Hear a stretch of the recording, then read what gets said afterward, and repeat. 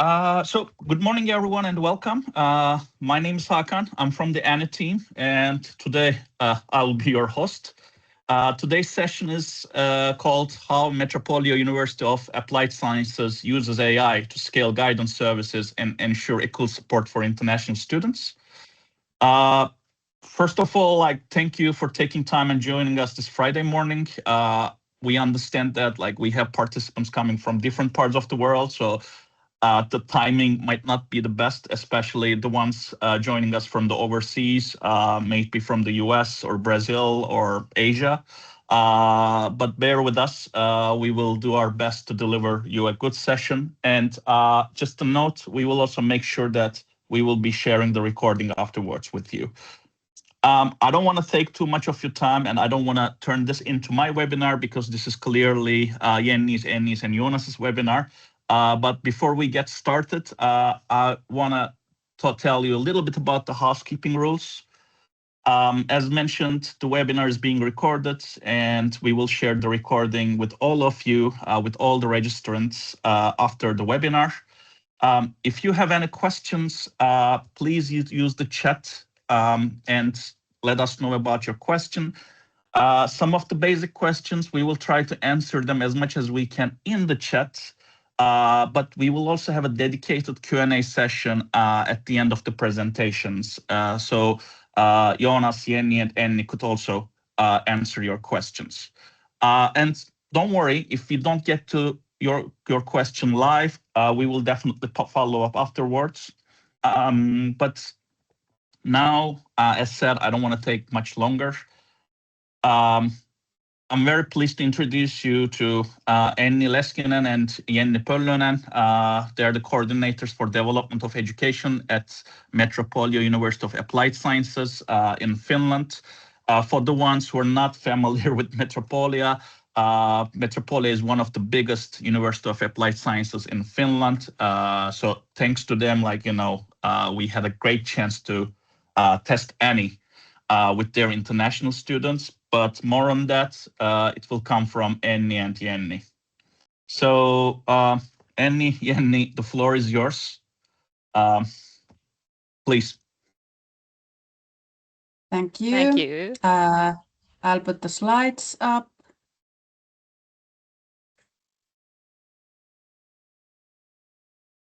Okay, good morning, everyone.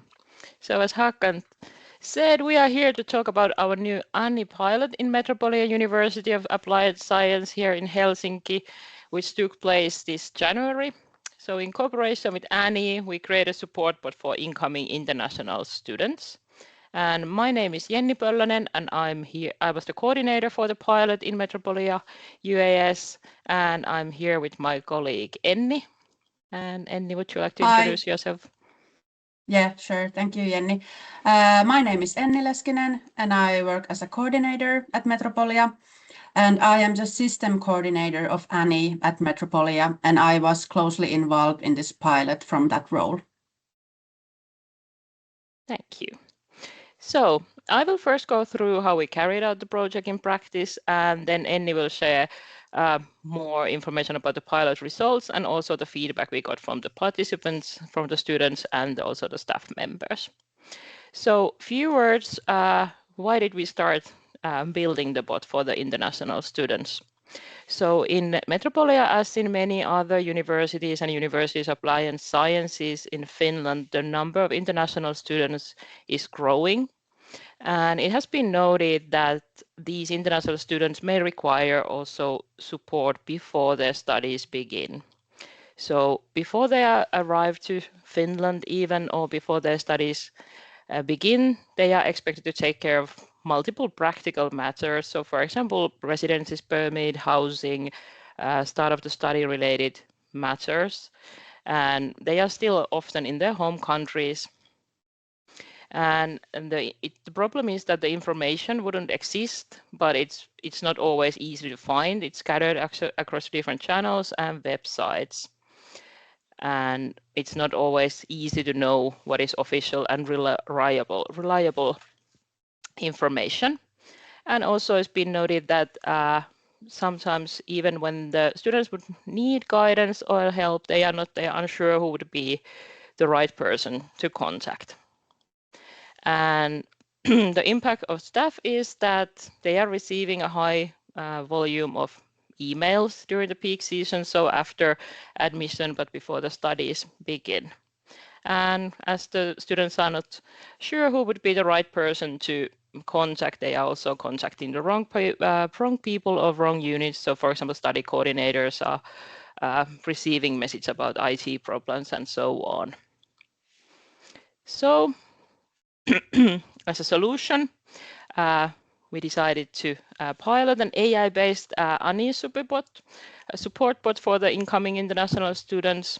So the idea was to build an independent, easy access support chat or bot for the international students.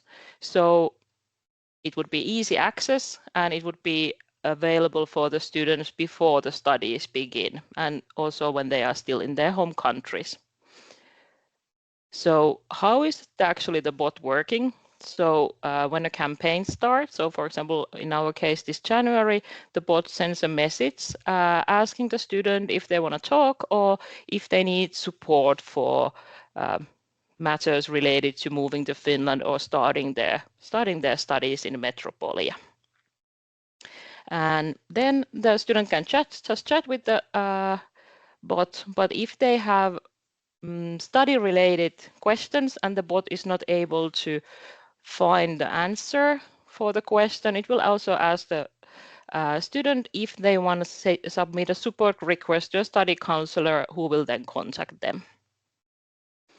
And in our pilot, our pilot group included students from 3 different international degree programs in Metropolia, and altogether it was 175 students. So we wanted to test the bot first with a smaller number of students, but still have the results from a real life situation.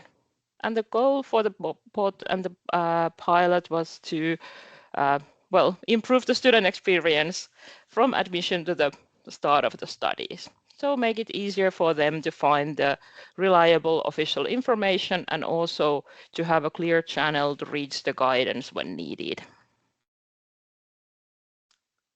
So in practice, this is the project timeline from my point of view as a coordinator after at the pilot. In Metropolia, actually the project started already in 2024, and we had different professionals in Metropolia involved in the project and building the materials and building the structure of the bot already then. Then we had a small gap and we started to prepare for the actual real life pilot last autumn 2025. And then my role included recruiting the participants, the volunteer degree programs and the study counselors that they would be willing to take part. And also my part was building the bot, so updating and gathering the reference materials for the bot to find the answers. And also testing the bot, so making sure that it's working as intended. The actual pilot launch was early this January when the message was sent to the new students by SMS, and if they weren't reachable in the international numbers by SMS, then through WhatsApp. And this was done by Anni's staff, so actually didn't require my input. And then in the February, we've been gathering and analyzing the results and feedback we got for the pilot. And overall, throughout the process, I would say my role, it's scheduling the actual things, agreeing about the schedules, and also communicating between the degree programs and the participants and the Anni staff. And it's been very good cooperation, always been getting quick answers if we had needed support. Okay, So few words about building the Annie bot. So this is what it actually looks like in the Annie system.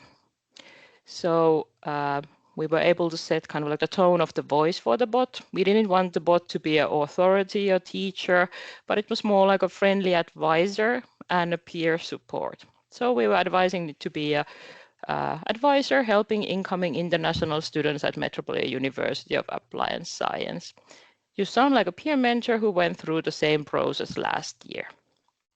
And we structured the bot around 6 themes. So we have live in Helsinki in Finland, healthcare and social security, working in Finland, housing in Finland, immigration to Finland, and studying at Metropolia. Just the independent bot, but then we had the possibility to send support requests to the study counselor on the studying at Metropolia part. And as you can see here in the picture, hopefully, the bot was advised not to explain the facts themselves, but to send direct links to the official sources.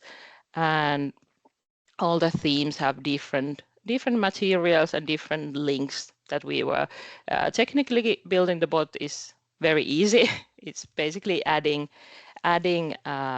links and finding the materials, but of course you have to know what are the relevant materials for each teams and also updating them that they are still accurate. And then few words about then the testing process. Well, testing was basically chatting with the bot and making sure that we are getting that the answers the bot is giving is what we expected and what we wanted. So that it's providing the links and not explaining too much the facts themselves. For example, about the immigration process to Finland, we wanted to still the student to find the information on the official website. And making sure that we all had all the materials we needed there, so the bot is able to find the answer to the questions that the student may have. And then also ensuring that the bot stays within the intended scope, because it's AI-based, sometimes it's not even a bit too helpful, and we try to find the balance there. And we made only minor refinements to the bot's guidance during the testing phase, and then we decided to also add an AI disclaimer to the bot's first message, so saying that this is an AI-based bot, so make sure that reminder that it can make mistakes. But again, also the testing, very easy. Just here is an example from the test module. And that was all from my part, so I will let Enni continue with the results. Thank you, Jenni. I will present the key findings from the pilot, including how the bot was used, what students asked, and how the bot performed, and what we learned from the pilot. And we used an AI-based tool to organize and structure the discussion data. I will start with the statistics. There were 90 separate discussions, which means that 90 students used the bot. And the overall number of discussions was 137. So on average, each student sent 6.8 messages to the bot. And the bot provided support 78 times, which means that a student was guided to the different materials, sources the bot had. The bot suggested a support request 24.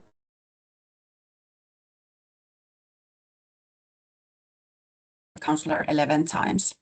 And these numbers tell that students actively use the bot, and in many cases, the bot was able to help them directly. Next, I will talk about how the bot performed overall. The performance went well, and the bot answered most questions based on its available materials. The bot answered questions about starting studies and digital platforms, supported students during the beginning of their studies, reduced uncertainty about visas, moving to Finland, and study schedules, and guided students to make or made a support request when personal help was needed.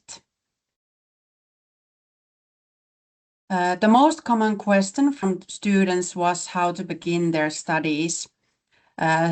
Students also asked about mandatory orientation, remote or hybrid participation, what to do if they're still abroad, and what to do if their visa is delayed. And these questions show that students need clarity and guidance on very practical questions. Students also had many questions about digital platforms.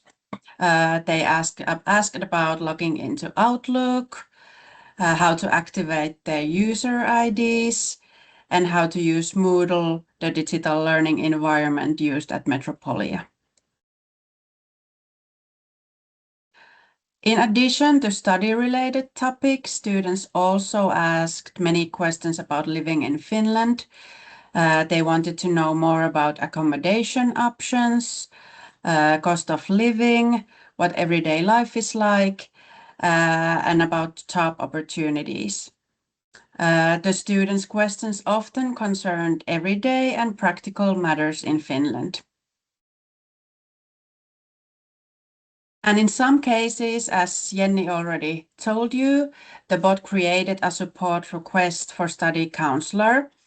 And on the right side, you can see a summary created by the bot regarding the need for support. And common topics for support requests were remote participation, paying tuition fees, visa delays, temporary housing challenges, and in these cases, the situation required human support from study counselor.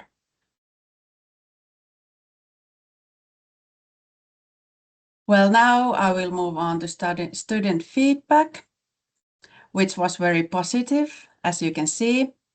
Many students described the bot as supportive and easy to use. And when asked how they would feel if the bot were no longer available, 64% said that they would be very disappointed. So it is easy to say that students found using the bot very helpful. Next, I will summarize the feedback from study counselors. Overall, the feedback was positive. The pilot did not increase their workload, and early contact with international students was seen as valuable. There were some challenges, including difficulty predicting the number of support requests, some requests being routed to the wrong service,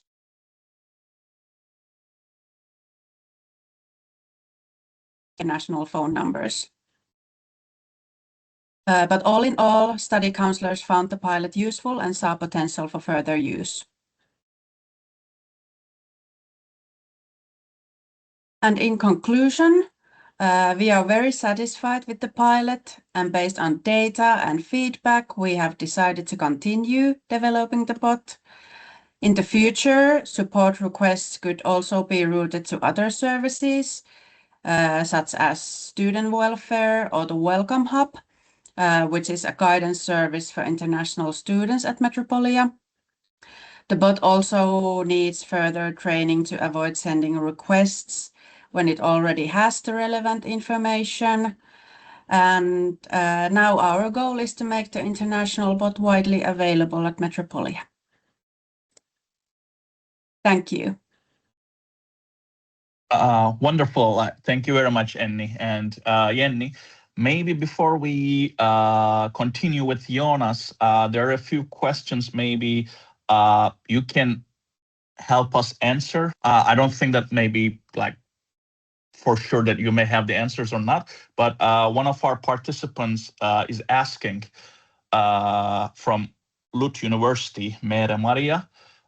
She asks if there was some kind of disclaimer about GDPR for the students, and how did you handle the situation if students send some personal information to the bot?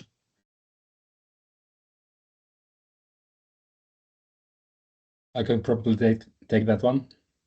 Yeah. So sure, Joonas, feel free. Yeah. So the GDPR, since these students were already in the student register, so all the GDPR policy that applies to the student register applied to these students in this case. So that made some things more easy. And also regarding the accidental personal information in the chats are always temporary, and there are anonymized, only anonymized versions of the chats are kept for statistical purposes. So yeah, we have a process so that it finds if there is, for example, a name mentioned, and it masks it with just name, not including the actual name. And same for other kinds of personal information. Mm-hmm. Okay, perfect. Also, this question helped us understand that Joonas is ready and active for his presentation. So now I would like to introduce you Joonas Merikko, who is the Chief Product Officer at Enni. And now he will walk us through how you can actually build such AI agents and what is the requirements for running such a pilot. So Joonas, now we're at you. Over to you. Thank you, Hakan.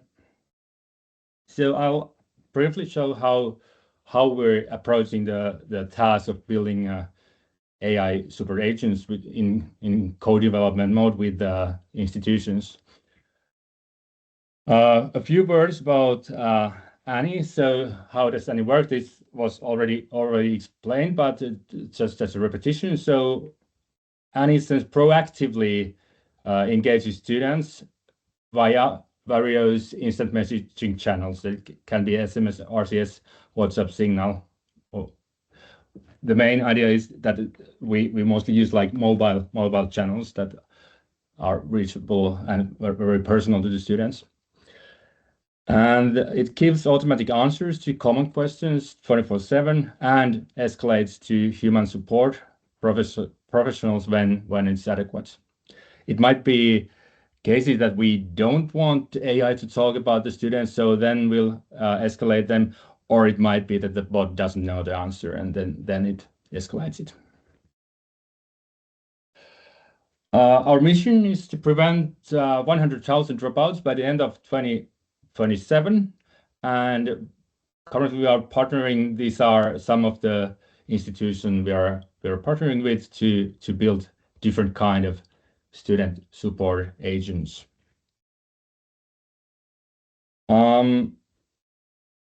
We started to develop the generative AI models of Enni in 23, and we did a lot of user testing and focus grouping to actually find out how to approach the usage of LLMs in educational context, and found out very many details on how students, for example, perceive the use of AI in different scenarios. And over these years, we have done focus groups or user testing with 57 student support professionals and nearly 500 students. So it might be interviews, it might be prototype testing, different kind of research and development activities, like when students are not in actually real life situations, but more like scenario based. And based on these experiences, we were able to build our bot building platform, and also now we are able to build AI agents that are safe to use. We are also active in research collaboration with different universities and publishing on AI guidance and related to student support, student well-being, and so on. So let's now look in a concrete way how the co-development of an AI super agent happens. First step is to find the target group and the problem we're trying to solve with the AI support agent, and who exactly are the students or applicants or alumni targeted with the AI. When they target, because Annie is proactive, we need to like find the right time to contact them and why. And we want also to communicate the target group that why they are approached by the AI, so that it makes sense for them to engage in the discussion. Then we're developing topic-specific protocols. If you know, like prompting AI, it's like having the prompts for each topic that the student could talk with the AI defined specifically. And these are co-created between the support professionals at the institutions and any staff. And to show it in very concretely, I'm now going into this Metropolia's incoming international students AI agent. So here we have set the name of the support agent and the description for it, and also like the escalation route if we want to make support requests, which role is getting the support request. And also for each module, we have this kind of module coordinator who is responsible checking the instruction if they need updates, if the bot needs additional materials, and so on. Then in the instructions part, we have like these more general instructions, like the tone of voice instructions that Jenni demonstrated earlier, and then these different specific instructions for different support topics. And for example, here we have the support topic, life in Helsinki and Finland. So we start with do not explain facts yourself, provide only links to official sources, and validate. Moving to a new city or country can feel exciting, but also a little intimidating. Encourage reflection, and based on student interest, share key links and encourage them to explore the content. And at the same time, when we're developing the instructions, we can always test how they are working. And if we find something is not working properly, then we can adjust the instruction and try again testing. So it's very fast iterations at this point when we start building the new AI agent. And now I can, for example, type that I'm coming to Helsinki next month.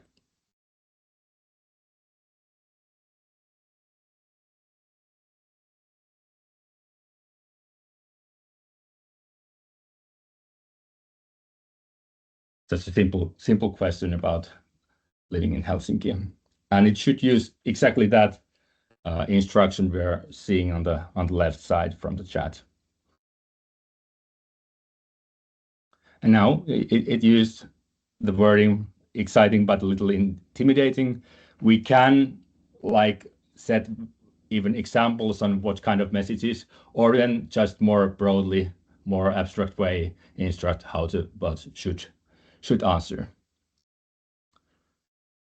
And it also gave a link to a newcomer's guide to help for the student to be able to read more on the topic.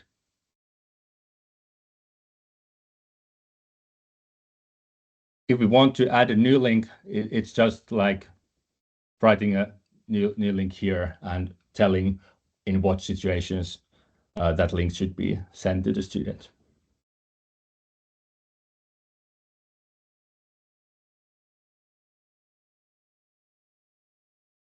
Then the next step is setting the agent's knowledge. So what kind of websites, files the bot needs to know the content of.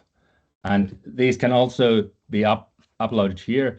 In this case, we scraped very a large amount of websites from public websites from Metropolia and put them as in Markdown format. In future, probably we'll have some kind of feature to just add the links here. But for now, we did the scraping separately.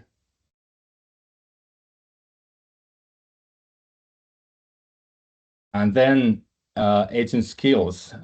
So for example, this is exactly the thing that differentiates between an AI agent and a generic chatbot. So an agent has some functions that they can take. For example, escalating a discussion to a human professional or fetching information from different files or even different information systems, and accessing other systems. It could, if you have a system with an REST API, you could access information from that system, or even if you, for example, had some kind of booking system which has an API, you could even like build an agent skill that is able to make a booking on the behalf of the student based on the comments made in the chat window. Then from the Anni platform side, we have a pretty good set of interaction style rules and guardrails that are not visible to the person developing the agent, but are included always in every AI support agent built with the Anni platform.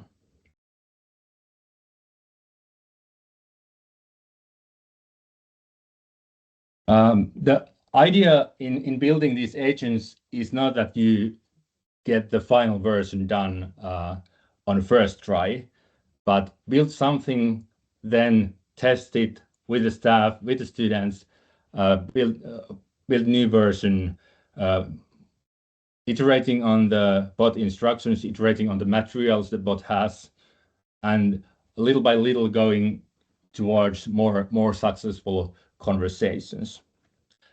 And how do we define whether the conversations have been successful? Well, we use another LLM-based solutions to read the logs and in a privacy-preserving way, because we know from student interviews that they don't want the raw logs to be read by staff. So we have this AI tool that reads the logs and extracts the necessary information from the discussions. For example, here are the same metrics that Enni showed to us. Joonas, maybe a quick question here coming from the audience. Marlon is asking, who is technically the owner of these chat logs? Is it Anni or the universities? The university always, but the chat logs are such a data that we want to like have them only temporarily. So they are automatically archived and deleted after a certain period of time that can be set by the institution. It could be something like 30 days or 60 days or even shorter period, depending on the use case. Wonderful. Thanks for replying. Then I mentioned, the anonymized versions of the chat logs then are brought into the platform and kept for a longer time. So here we can see an example from 3 different discussion threads. So we see what kind of discussion topics there were. We see what kind of support was given, but we know nothing about the person. So there's no personal information here, just what kind of themes were chatted about and whether it led to a support request and whether the student accepted the support request and how many messages there were. And also we have these kind of summaries that explain what happened in the conversation, but leave out all the personal information and also we have in the student interviews, we asked that whether they would be comfortable if the staff could access this kind of anonymous information about what happened in the chat, and that was okay with the students in the interviews. For example, in this case, the user had some questions about accommodation near the campus, and also questions about registration process with Data Services Agency in Finland. And this was considered a successful evaluation of the conversation. So the conversation ended after the user expressed gratitude in Finnish. So this was deemed successful. And then I have another example that was not successful. Here, the user asked the assistant about verification codes when creating an account, and this was a theme that the assistant could not help with, and also since we configured only the guidance counselors as escalation patterns, so we did not have an IT escalation pattern at this phase, so the bot couldn't help. And then by going through this kind of failed cases, we can decide on what to do in next iteration. Like, should we add IT support as a theme? Should we add some instructions that would have resolved these users' problem? All right, I'll share with you 3 other AI support agents we have developed with other institutions, just briefly for you to get idea of different kinds of use cases. Here's one developed with Laurea, University of Applied Sciences. It was targeted for first-year international students at Laurea. And it included materials on study skills, career readiness, and well-being, and also proactively engaged with first-year students via WhatsApp, and provided students with advice, guidance, and support across various student support themes. And also it had these different materials that were accessed with RAG technology. And also here, 83% of respondents would be disappointed could they no longer use the bot. So it's a sign that there clearly is some kind of a student demand here. Then with Tallinn University, we have a target of prospective applicants for selected programs in Tallinn University. This is also an ongoing pilot right now. Here we're also proactively engaged the prospective applicants via WhatsApp and had capability to answer common questions and also escalate questions that cannot be answered. And the early data here shows that 87% of cases, questions the prospective applicants had could be automatically handled by the agent. So it seems to reduce the staff email workload a lot.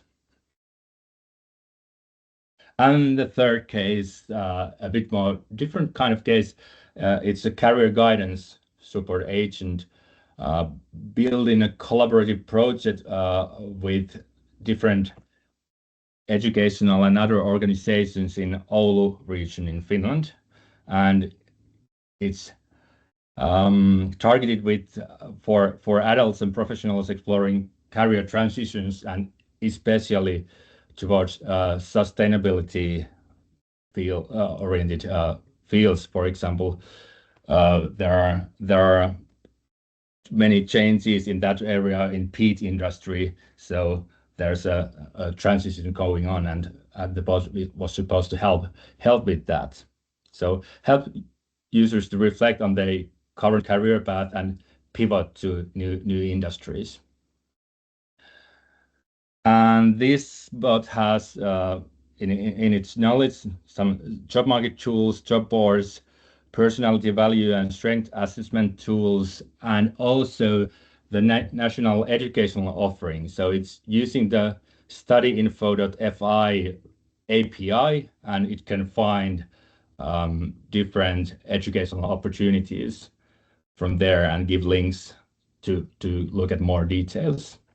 And this is also an ongoing pilot, and we are still waiting for results, but very, very eager to see how it's received. Some best practices when building these kind of AI agents in educational organizations.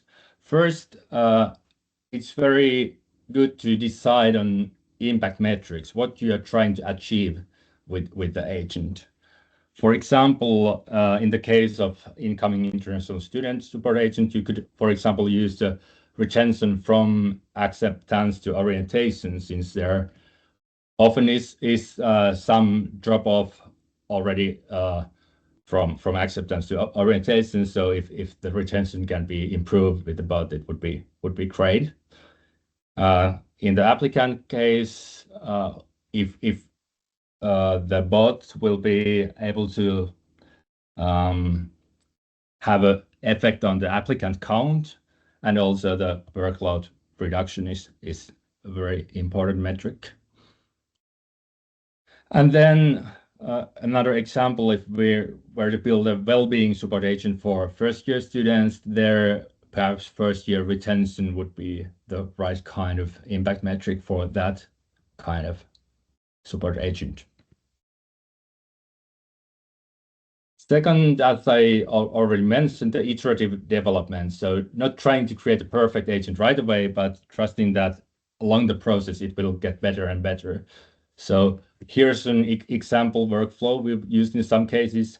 So just building first version already in a kickoff workshop, then staff testing it and giving feedback, then building second version, then going into student testing and feedback, then student pilot and feedback, and then only scaling with version number 5. This is just an example, but for you to get an idea that it's best done this way. And also after each cycle, which protocols we need to readjust, which materials we need to add. And it's important also to find out with the pilots and testing if the target group and the target problem is the right one. Sometimes it might be the case that during testing we find out that actually this isn't the right problem, but something came up that is actually the right problem, and then pivot the agent towards that real problem. And finally, best practice number 3, human in the loop, but done in a very context specific way. So for example, if we're answering practical questions, we may let the AI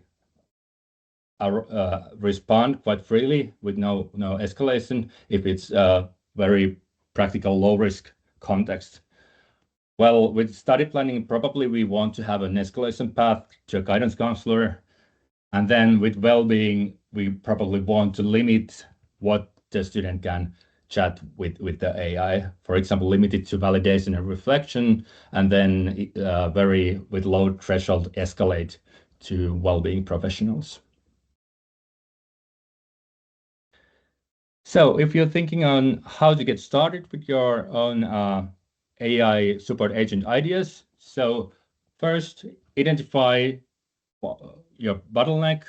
For example, which student group would need more support right now, or where your staff is spending too much time answering simple questions. Then gather materials. What kind of you don't need to write new content. You can use all the existing content you have: FAQs, PDFs, PowerPoint presentations, website links, any kind of content that you're already using. And then I'm suggesting you can book with us a free ideation session. So we are actively looking for new use cases to co-develop. So if you have an idea, contact us and we'll set up a kickoff workshop, and this has no don't need to purchase a commit to anything for this kind of a kickoff session. All right, thank you, and then maybe we can move on to the Q&A. Perfect. Thank you very much, Joonas. So if anyone has questions, please feel free to raise your hand. You can either ask your question by turning on your microphone or putting it into the chat.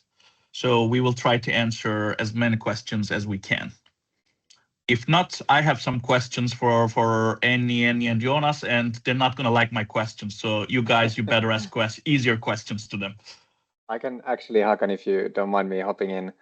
There was a question already in the chat about the source material, so about the immigration and migration material that is behind the bot. And apparently one of the example cases that was shown, there was a confusion between residence permit and visa. So if you could speak to like what background material is used and how it kind of handles these kind of distinctions or differentiations. Anybody of the speakers?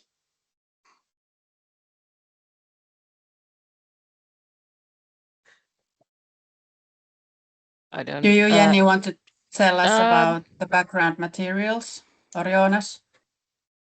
Yeah. Generally, I can tell about the idea that the idea was not to have any for example, Migri website information in the bot knowledge, but just the links towards the right information. So yes. The bot was instructed not to guide on these topics, but to guide the user towards the official source. Okay.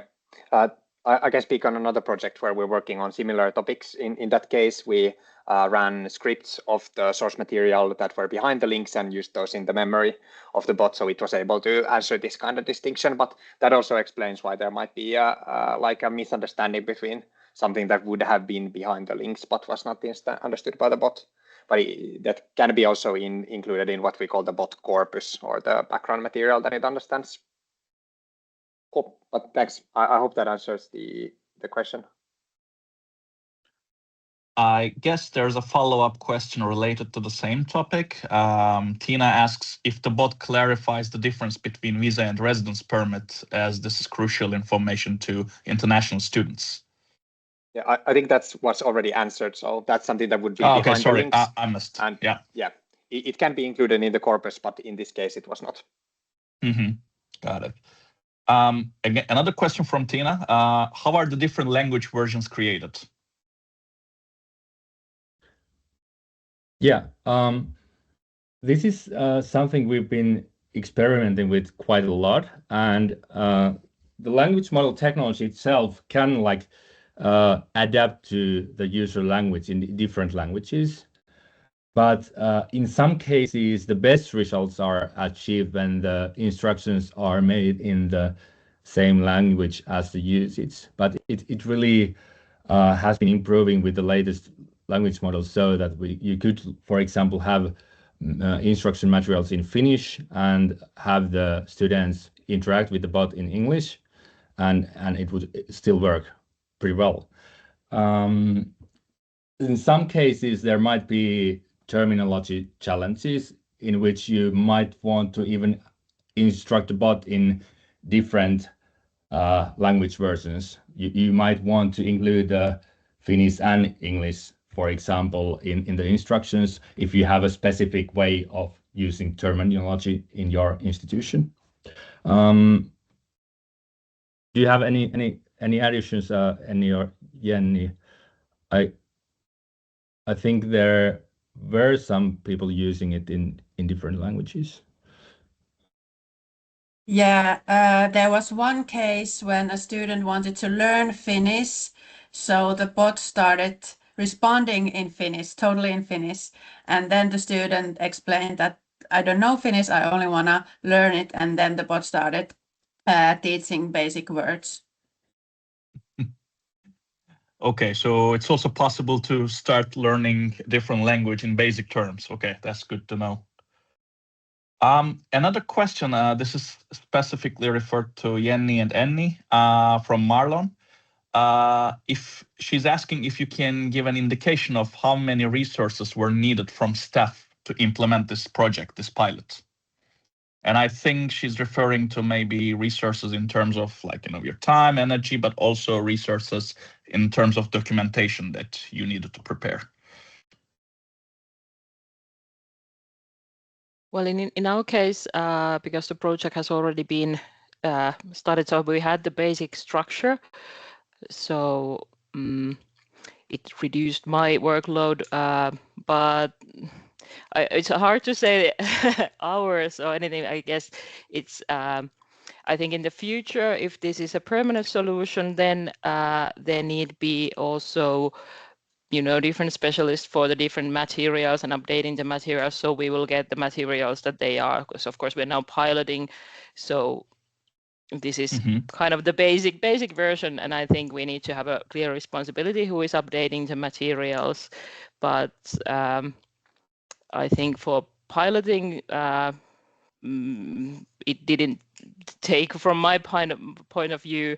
It's just updating and the testing and the kind of connecting different participants. Then was relatively easy from my part, I think.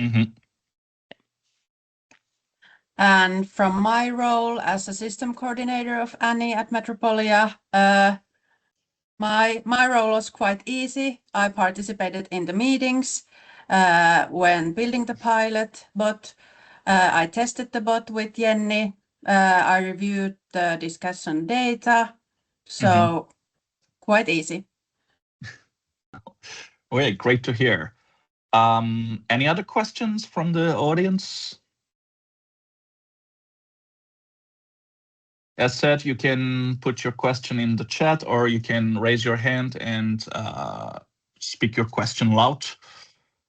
Yeah, if I could jump in again, sorry. There were some questions about data privacy and GDPR as a topic, which we hadn't included as much in the webinar content. So I could speak to that because it's something I usually handle. So as mentioned by Joonas previously, the corpus, the bot, the support needs, the chat logs and so on, these are all owned by you, the universities of applied science or other educational institutions. So in GDPR terms, we are a data processor and you are the registrar or the registry keeper. And in accordance with the GDPR and the EU AI Act, the users are notified in advance that, hey, now your data is being processed and for what purpose, and they can withdraw their approval for that handling or get a copy or whatever. That happens very rarely, these withdrawals or copies or so on. So it is an option, of course, according to the legal basis. And the data processing happens in the EU ETA region, so there are specific countries even we can select for where the data is stored, and it's stored encrypted and so on. That's a longer conversation to talk if you want. The only exception to that is that if you decide to use WhatsApp as the messaging channel, which is an option, then that means that the messages will go through a server in the US temporarily and only encrypted. And that handling is based on the standard contractual clauses and the vastaavuuspäätös, which is the data privacy framework between the countries. So it's like completely in accordance with GDPR, but that's an exception to only handling the data in the EU. And quick question from Linda, asking Jenni and Enni, organizational wise, if you work within the student services departments or IT department. Our department is developmental education, so more closely student services, but not really like an administration role, more like a development role. But no need to be an IT professional for building the bot. I think that's actually the essence of the question, I believe. We have some more time, 5 minutes more. So if anyone has more questions, please feel free to ask.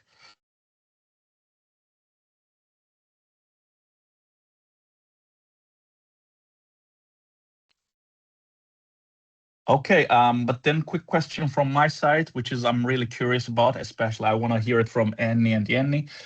how do you decide when the situation or when the inquiry should escalate to a human coordinator? Like, how do you draw the line between providing AI-based support and then when to pass it to a human coordinator? What is the line for in your case, for your pilot? What? I think Joonas might be also better to answer this because Sure. I think he is the one who is making the technical line there. But basically, if it's study related and the bot is not able to find the answer, or if it's a matter that should not be discussed in the bot but with a human. But Joonas, do you wanna? Yeah, exactly like that. Here it was quite easy since there were no like well-being topics addressed in this agent. That is all most often the most divisive thing when we're dealing with well-being topics. This was quite straightforward. So it was basically when the bot couldn't help with studying at Metropolia a theme, then it escalated it to a guidance counselor. So there was only one role, one escalation route, the guidance counselor, and only in the topics related to studying it at Metropolia. Got it. Any other questions? There's this one question in the chat from Lucia. What was the cost of the project? Ballpark figure with 2. Well, I mean, okay, Miska. Yeah, sorry, again, I'm hopping in even if I wasn't supposed to. I'm gonna answer it in the chat as well. In this case, it's not a good question because Metropolia has the AnyBot for all of the students, so it's part of that cost.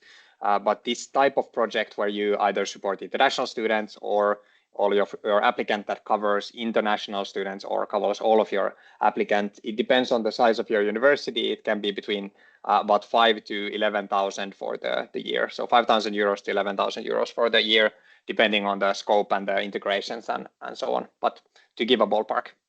Sorry, I have to open the door apparently. Okay, thanks, Miska. And another question from Mary Maria. Did students continue using the bot after arriving to Finland and studies? I think, Enni, you did the analysis on the logs, but I can say that technically the pilot was limited to be open only for January, and then we started collecting the feedback through the same channel, so it was a limited time. But do you remember how much of the messaging was right when the nudges were sent to the students, and how much they used it throughout January when they already, some of them arrived? Yeah, well, the bot was used throughout the pilot, so all January. Most of the questions came early January, so when the students got the first message from the bot. So both sides. Got it. One last question. We're almost time, so.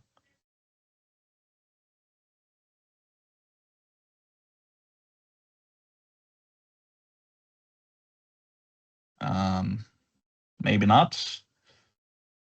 Okay. Well, thank you very much, everyone. One thing that I want to share with you in the chat, we are running a series of webinars throughout spring, and this was the first of its kind. So if you're interested in any webinars, please check the links that I just shared in the chat. Some of the webinars will be in English, some of the webinars will be in Finnish, but just feel free to register any of those. We will always provide the recordings and sometimes English language summaries when it is in Finnish language. But first, I would love to thank Enni and Jenni for joining us today, and of course also Joonas for showing us how practical it is to set up an AI agent chatbot. And for the ones like, with us, like so far, like we have had over 80 people coming from all different parts of Europe, from the different parts of the world. Thank you. And let's stay in touch. If you want to reach us and learn more about like how we run pilots, how we set up such AI bots, you have our contact information. We're looking forward to connecting with you. And personally, I'm very much looking forward to how this AI bot will keep evolving in Metropolia and keep changing the job Enni and Jenni are doing there. Thank you very much. And that's all from us for today.